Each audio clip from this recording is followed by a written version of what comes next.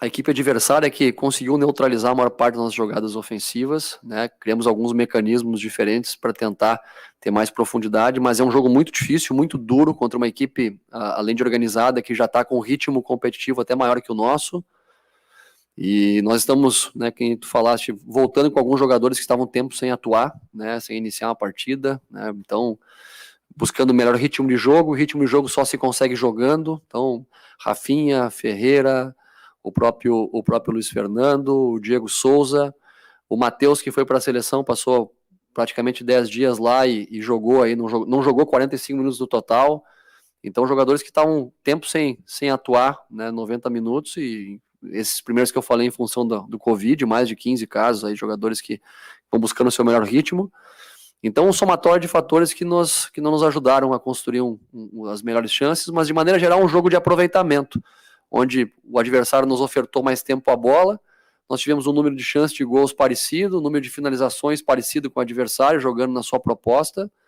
Uma proposta dura, né, como eu falei, uma linha de 5, eu já tinha enfrentado o Paulo Tuori, né, que é um dos mentores disso tudo, contra o Botafogo no passado, também jogando com uma linha de 5, então a gente até criou alguns cenários pensando nesse sentido, mas é um jogo que precisava ter um pouquinho mais de criatividade, um pouco mais de infiltração, forçar um pouco mais o jogo vertical em alguns momentos para conseguir criar mais um volume de cruzamentos e também de finalização, e não tivemos a sorte necessária nem a eficiência para aproveitar desse quesito.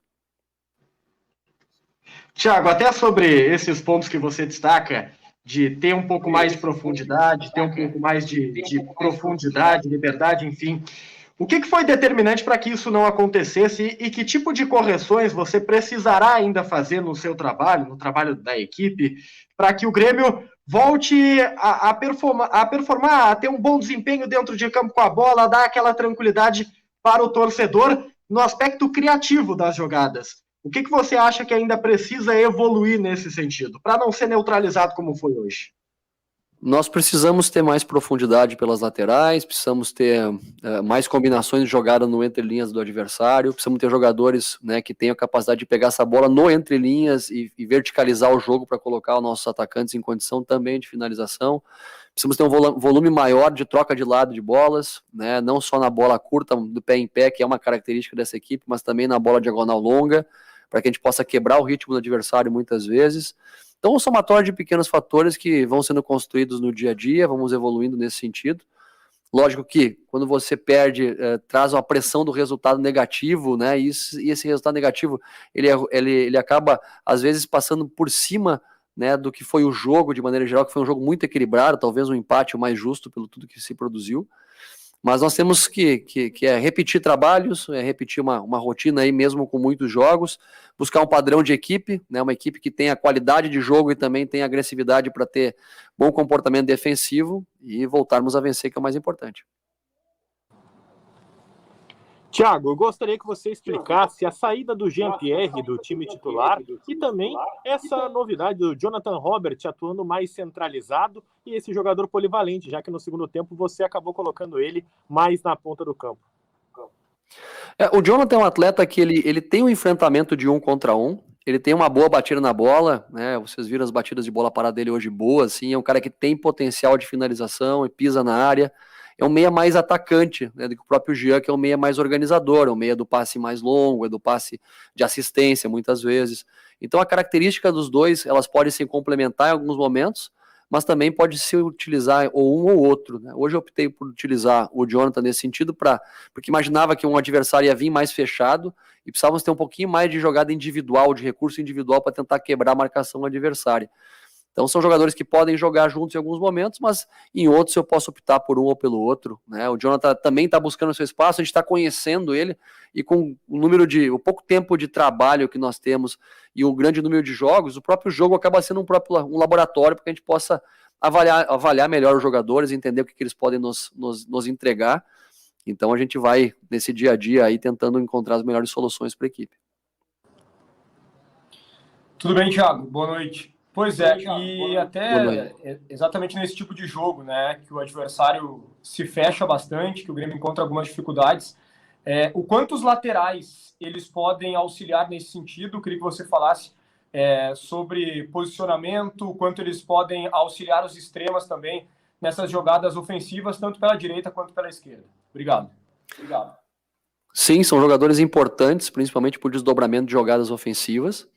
Agora também depende muito da combinação de quem eles estão no setor, né? O próprio Rafinha, por exemplo, é um jogador no lateral mais base, um jogador que atua muitas vezes como meio campista, mais por trás da linha da bola. O Wanderson é um jogador de mais profundidade, que ataca mais o espaço.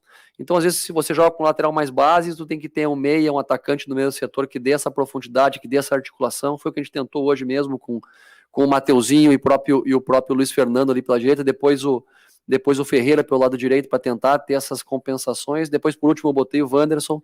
Pela esquerda, o Cortez é um cara que tem força física para fazer esse último movimento e também tem muita força física para fazer a compensação defensiva. O lateral não pode se pensar somente por um viés, tem que ser um cara que tem a capacidade de fazer as duas coisas de maneira equilibrada, um jogador que tem muitos serviços prestados ao Grêmio, com muitos títulos, muitas conquistas, sempre provou ser um cara eficiente quando jogou. Então são jogadores importantes, né? Mas depende também muito do acompanhamento dos jogadores que estão nos setores que eles atuam, para que a equipe possa ter mais opções ofensivas. Mas, além de tudo, temos que pensar no equilíbrio, né? Uma equipe não joga só para frente, ela também tem que defender.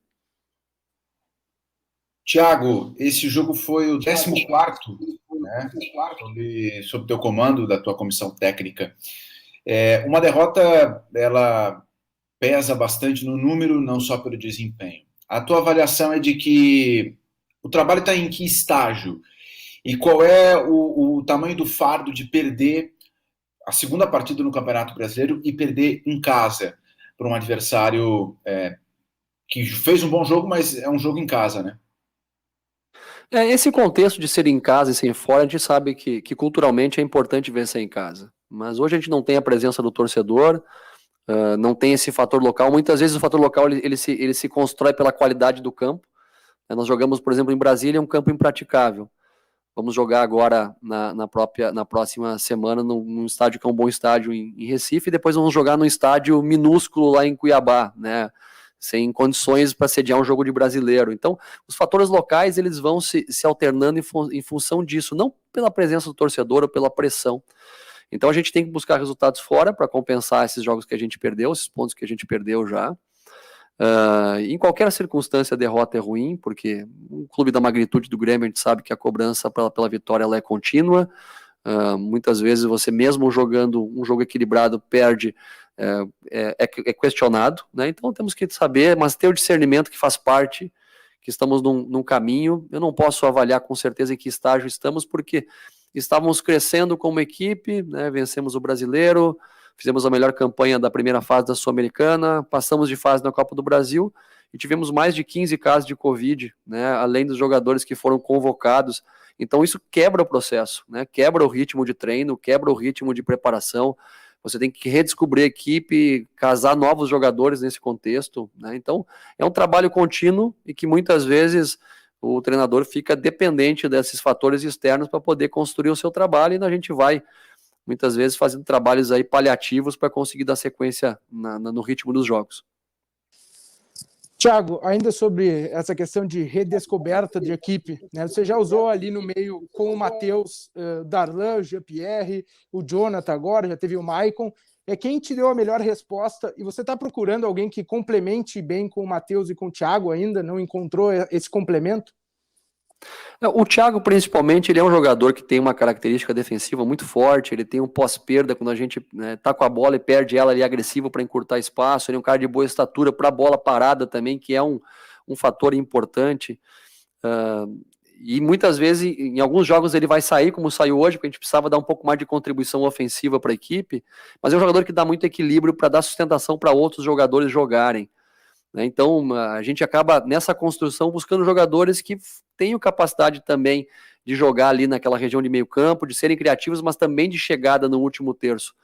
Porque durante muito tempo o Grêmio sempre se caracterizou por um volume de jogo muito grande na região de meio campo, os volantes, os meio-campistas vindo buscar no pé dos zagueiros essa bola para buscar, né, ter um volume de jogo grande, liberando os dois laterais ao mesmo tempo.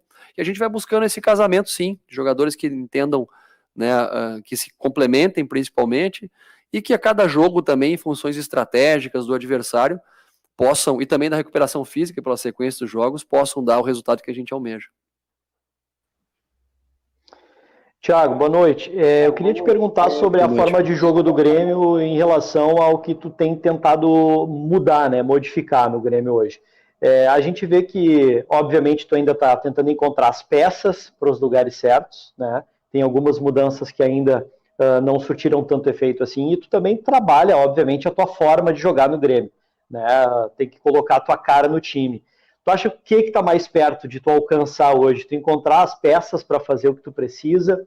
Ou tu acha que a forma de jogo, né, tá mais perto do ideal? Muito também em relação à saída de bola e a transição ofensiva do Grêmio, que eu vejo que é uma situação hoje que ainda não está completa. O Grêmio ainda tem uma dificuldade de chegar no ataque com 2 ou 3 toques na bola. O Grêmio, durante muito tempo, ele teve uma identidade claríssima de jogo, né? Que a gente tenta, lógico, dar continuidade a muitas coisas boas que sempre houveram, que é esse volume de jogo, de jogadores de meio-campistas de toque muito curto, e sempre teve nos seus jogadores de lado de campo, até os seus atacantes, jogadores que vinham compor como meio-campistas, né? O caso do Ramiro, depois o caso do Alisson, jogadores que vinham flutuar muitas vezes. Muito tempo o Grêmio jogou com o falso 9 também, um outro meio-campista que vinha flutuar por dentro, e tinha um volume de toque de bola muito grande, e acabava estourando a linha adversária através de um PP, de um Everton Cebolinha, um próprio Ferreira, um lateral que passava no tempo certo, dava o tempo de chegar no último terço com bastante gente através desse toque de bola. Com o passar do tempo, e a característica dos novos jogadores que vão agregando ao grupo, que vem chegando, muitas vezes a característica que vinha sendo implementada, ela não consegue ser repetida. E aí tu tem que casar uma vez mais, né, esses jogadores entre si. E aí esse tem sido um desafio nosso, que a gente possa encontrar atacantes que tenham capacidade de enfrentamento, de 1 para 1. Quando tu joga com o Ferreira, com o Luiz Fernando, com o Léo Chu, com o Léo Pereira, são caras que são mais atacantes de 1 para 1, de velocidade, não são caras que vêm para jogar de costa no entre linhas muitas vezes. Quando eu uso o Jonathan Robert vindo para flutuar, eu busco esse meio campista a mais para ter um volume, mas tu tem que ter os laterais passando com mais profundidade. Muitas vezes o 9 vem para fazer um jogo de pivô que o Diego faz, às vezes o 9 pode ser o Ricardinho para ser um ataque à linha, um cara mais rápido de profundidade. Então, existe a busca contínua por uma manutenção de identidade que sempre se teve, somado com a característica dos jogadores que aqui estão à disposição hoje. Então a gente sim está buscando essa melhora contínua, temos boa qualidade, temos um ótimo grupo e tenho certeza que a gente vai crescer com a equipe com o passar do tempo. Boa noite, professor Thiago. Prazer poder falar contigo. Agora está me ouvindo? Agora sim? Agora sim, professor obrigado.